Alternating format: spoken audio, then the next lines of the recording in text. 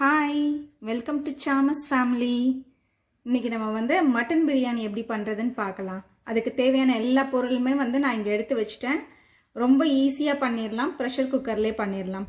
அதுக்கு நான் ஒரு ஆனியன் கட் பண்ணியிருக்கேன், ஒரு டொமேட்டோ, ஒரு சில்லி எடுத்திருக்கேன். அதுக்கப்புறம் இங்கே கொஞ்சம் புதினா கொத்தமல்லி எடுத்து வச்சுருக்கேன். ஜிஞ்சர் கார்லிக் பேஸ்ட் வேணும். மட்டன் எடுத்து வச்சுருக்கேன். மட்டன் பிரியாணி பண்ண போகிறோம்ல, அதனால் மட்டன் எடுத்து வச்சுருக்கேன். அதே போல் பாஸ்மதியும் ஊற வச்சுருக்கேன் 2 கப் எடுத்து.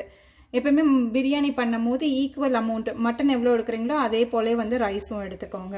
அப்புறம் கொஞ்சம் மசாலா வேணும், கொஞ்சம் தயிர். அதுக்கப்புறம் தாளிக்கிறதுக்கு கரம் மசாலா ஐட்டம்ஸ் எல்லாமே எடுத்து வச்சுருக்கேன். இப்போ நம்ம ஸ்டார்ட் பண்ணிடலாம். இப்போ ஃபஸ்ட்டு கொஞ்சம் எண்ணெய் ஊற்றிக்கலாம். ஒரு 3 ஸ்பூன் எண்ணெய்,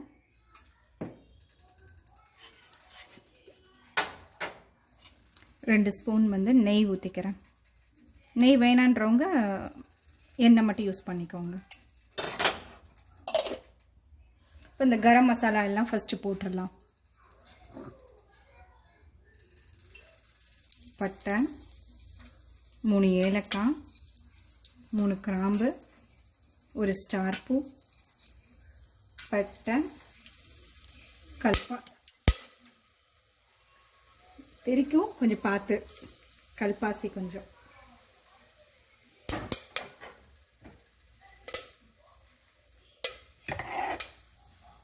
இப்போ இதில் ஆனியன் போட்டுக்கலாம்.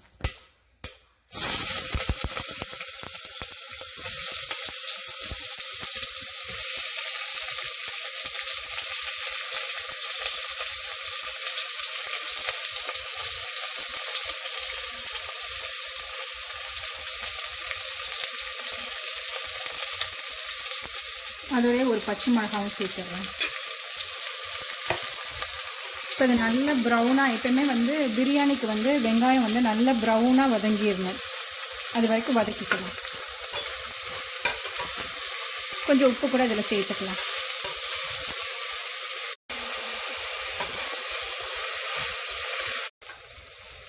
இப்போ வெங்காயம் நல்லா வதங்கிருச்சு. நம்ம ஜிஞ்சர் கார்லிக் பேஸ்ட் இப்போ சேர்த்துடலாம். ஒரு 3 ஸ்பூன் சேர்த்துக்கலாம்.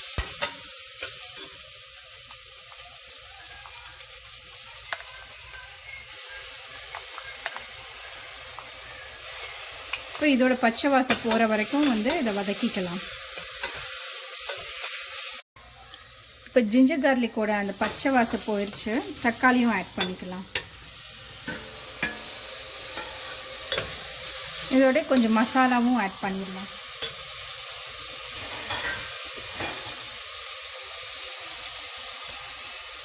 ரெண்டு ஸ்பூன் ஆட் பண்ணுறேன். இது நான் ஊர்லேருந்து கொண்டு வந்த மசாலா.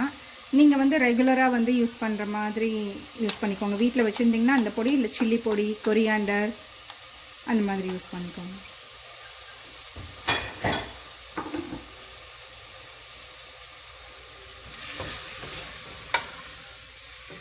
இல்லைன்னா பிரியாணி மசாலா கூட ஆட் பண்ணிக்கலாம். இப்போ இதில் தக்காளி நல்லா மசிஞ்சு வர வரைக்கும் அது குக் ஆகட்டும்.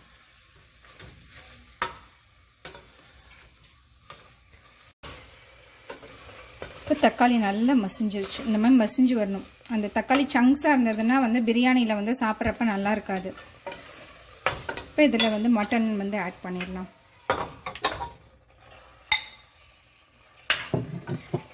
இதோட 2 ஸ்பூன் தயிரும் ஆட் பண்ணிடலாம்.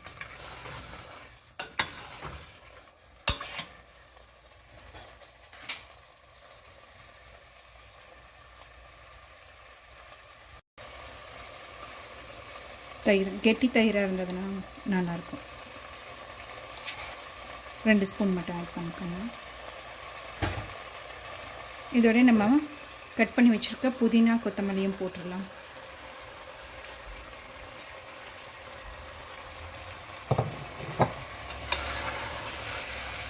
இதை நல்லா ஒரு ஸ்டிர் பண்ணிக்கோங்க.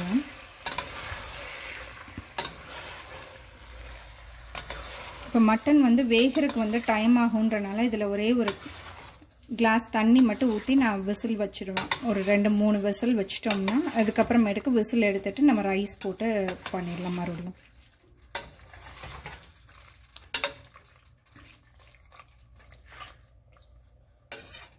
இதில் ஒரு கப் தண்ணி மட்டும் சேர்த்துட்டு நம்ம விசில் விட்டுடலாம்.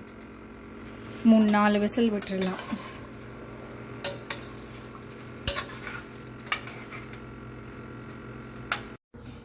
இப்போ பிரியாணிக்கு வந்து மட்டன் மசாலா வச்சுருந்தோம்னா அது ரெடி ஆயிடுச்சு. விசிலும் போயிடுச்சு. இப்போ எடுத்து வந்து ரைஸ் வந்து இதில் ஆட் பண்ணிக்கலாம். பாருங்கள், நல்லா வெந்துருச்சு.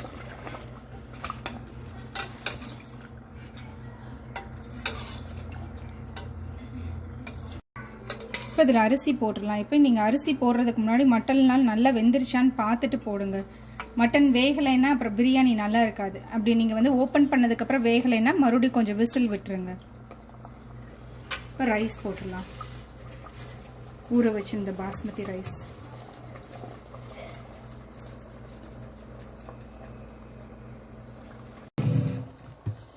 இப்போ அரிசி போட்டாச்சு. இதில் வந்து ஒரு கப்புக்கு வந்து 1.5 கப் கணக்கு வந்து தண்ணி ஊற்றிடுங்க. மட்டனுக்கு வேற ஏற்கனவே வந்து 1 கப் தண்ணி ஊற்றிருக்கோம்.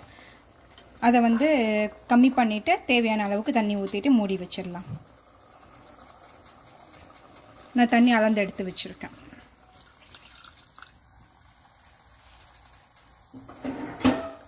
இப்போ இதில் வந்து உப்பு மட்டும் பார்த்துக்கோங்க. உப்பு பார்த்துட்டு கரெக்டாக இருந்துச்சுன்னா மூடி வச்சிடலாம். இப்போ நம்ம மட்டன் பிரியாணி ரெடி. இதுக்கு நான் ஒரே ஒரு விசில் தான் விட்டுருக்கேன். பிரியாணியில் ஒரு விசில் மட்டும் விட்டால் போதும், இல்லைன்னா ரொம்ப குழஞ்சி போயிடும். இப்போ வாங்க நம்ம எப்படி இருக்குன்னு பார்க்கலாம்.